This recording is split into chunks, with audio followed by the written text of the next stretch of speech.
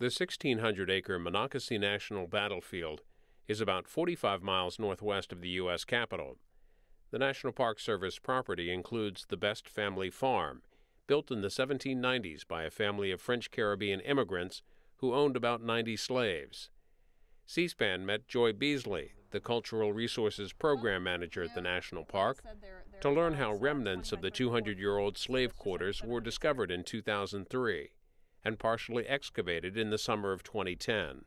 What you see here is a foundation for an external stone chimney, very similar to the external stone chimney that you see on the secondary house there.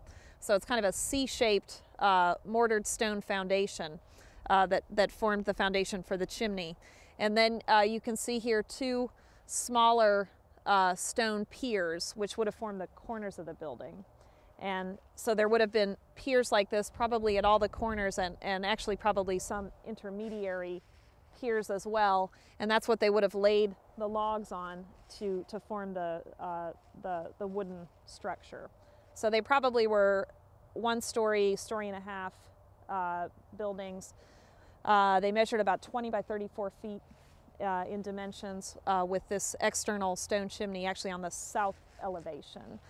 So very simple, very expedient structures that could have been constructed very quickly and with pretty simple, easily affordable materials. They're all about the same dimensions. They're equidistant from one another. Each one of these hearth foundations are exactly 66 feet apart.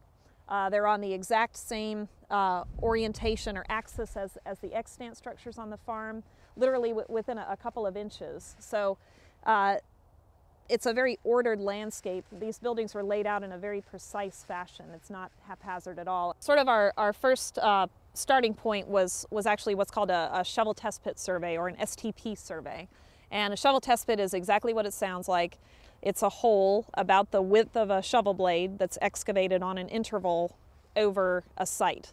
So in our case, we excavated a hole about every 20 feet over the entire sort of, 2/3 of an acre that make up this area.